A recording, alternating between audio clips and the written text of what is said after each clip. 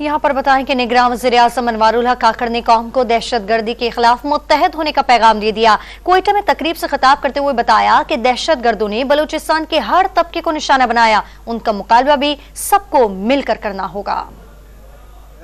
2008 में यहाँ से कौमी असम्बली का इलेक्शन लड़ा था, तो मेरा मुकाबला एक हज़ारा से था। मैं उनको कहता था कि यार जिस तरह फारसी और अज़गरगी के साथ मेरी कमिटमेंट है, अगर किसी और की कमिटमेंट हुई ना तो उसको वोट देना। ये मेरा रैलिंग पॉइंट था जब मैं लोगों को अपनी तरफ मुतवज्जो करने की कोशिश करता था। वो इलेक्शन तो मैं हार गया, लेकिन अल्लाह के फजल से वो कमिटमेंट आज मैंने हज़ारा बरादरी के साथ निभाई। यहाँ पे 90,000 गैर हज़ारा शुहदा भी हैं।